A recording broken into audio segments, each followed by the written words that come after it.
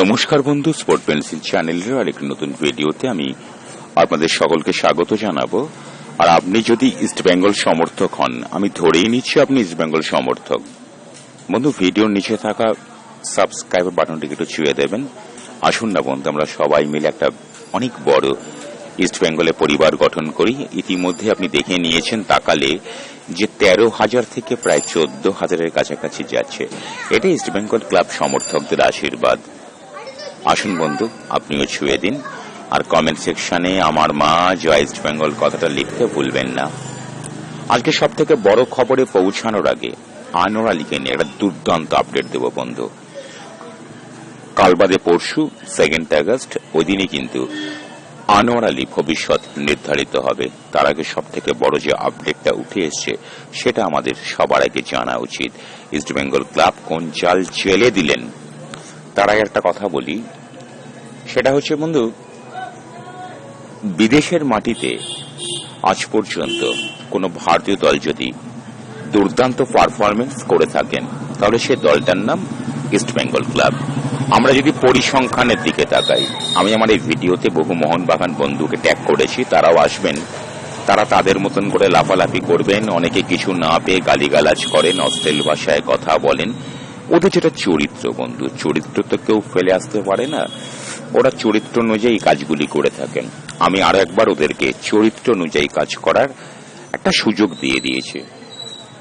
ভারতীয় ফুটবলে প্রথম কোন বিদেশি দলকে হারানোর কৃতিত্ব ইস্টবেঙ্গল দলের। DCM trophy, rovers cup, Durand cup প্রথম ভারতীয় দল হিসাবে এই ইস্টবেঙ্গল ক্লাবই জিতেছিল। কলকাতা লিগের কথা বলি, কলকাতা সেখানেও কিন্তু টানা এতবার 8 বার মোহনবাগান ভাবতেই পারছে না। হ্যাঁ, আইএফএ শিল্ডে তারা প্রথমবার কোন ভারতীয় দল হিসেবে জিতেছিল। কর্নিশ করব আমরা, অবশ্যই আমরা কর্নিশ করব। আমরা মোহনবাগানের সেই অমর যোদ্ধাকে নিঃসন্দেহে প্রণাম করব। তারপর মোহনবাগান ক্লাবের ওই ইতিবৃত্তটা মোটামুটি ওই ভারতীয় ফুটবলের মধ্যেই সীমাবদ্ধ। বিদেশি দলের বিরুদ্ধে ইস্টবেঙ্গল ক্লাবের পারফরমেন্স আরো একবার আজকে প্রমাণিত হয়েছে। ইস্টবেঙ্গল ক্লাবের একটা যুব দল খেলতে গিয়েছে, কোথায় গেছে কি গেছে আমি এগুলো বলে আর এই মুহূর্তে ঘন্টা সময় নষ্ট করব না। 3-0 গোলে ব্যবধান এই দলটার মধ্যে বন্ধু, সত্যি করেই এমন একটা জিনিস আছে, কিলার ইনস্টিংক্ট এই দলটার মধ্যে। এই দলটা কিন্তু সত্যি করেই একটা পর্যায়ে যাবে। এই কথা বলার পরে বন্ধু, আজকের এটা নিয়ে বলবো না, আমি অত্যন্ত দুঃখের সঙ্গে পরিতাপের সঙ্গে বলতে চাইছি, ইস্টবেঙ্গল নেক্সট জেনারেশন কাপে কি ফলাফল করছে এটা জানার জন্য ইস্টবেঙ্গলের প্রায় 85% সমর্থকের কোনো আগ্রহ নেই। তারা বরং জানতে চান যে সব থেকে ভালো ভালো ফুটবলারদেরকে ইস্টবেঙ্গল ক্লাব কি নিতে পেরেছে। হ্যাঁ বন্ধু, সেই প্রসঙ্গে আজকে এমন একজন ফুটবলারের কথা আপনাদের সামনে আমি তুলে ধরব। তিনি আর কেউ নন, আনোয়ার আলী। কাল বাদে পরশুই তার ভাগ্য নির্ধারিত হতে চলেছে এবং আমি আগের মতো একটা কথা বলেই দিই, ফেডারেশনের প্লেয়ার্স কমিটি কিন্তু মোটামুটি মোহনবাগানের পক্ষেই রায় দেবে এবং মোহনবাগান রীতিমতো একদম রণসজ্জা করেই নিয়েছেন, তার মুন্ডুপাত করবেন। অবশ্য মুন্ডুপাত তিনি করবেন না, একটা কথা বলে না, জাতে মাতাল তালে ঠিক, মোহনবাগান ঠিক তাই, জাতে মাতাল হলে কি হবে, তালে ঠিক। তারা জানেন আনোয়ার আলীর মতো ফুটবলারকে ভীষণভাবে দরকার, তাই ওই ক্ষমা ঘেন্না করে তারা আনোয়ার আলীকে খুব শীঘ্রই করে নেবেন।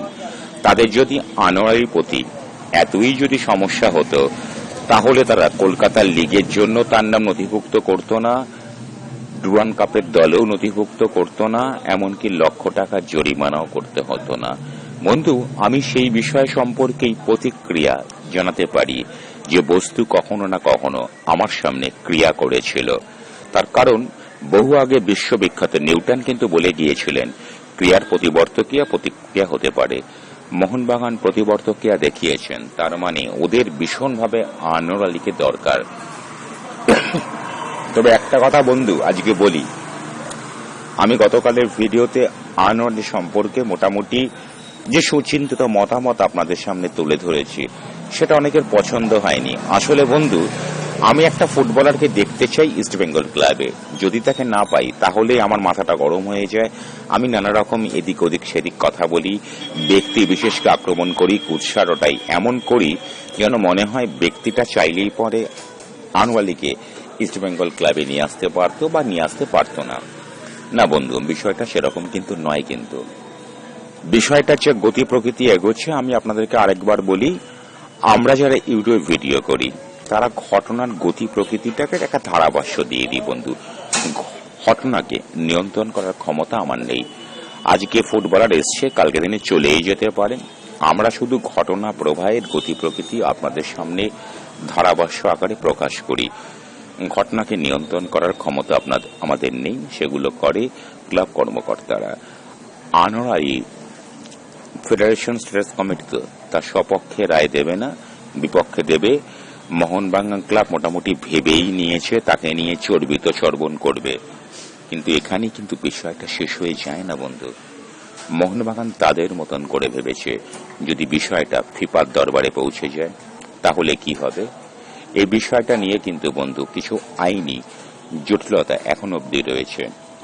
মোট কথা, ফাঁকা মাঠে ইস্ট বেঙ্গল ক্লাব গোল করতে পারবে না। তারা ফিফা নামক শব্দটাকে বোধহয় মাথায় রাখেনি।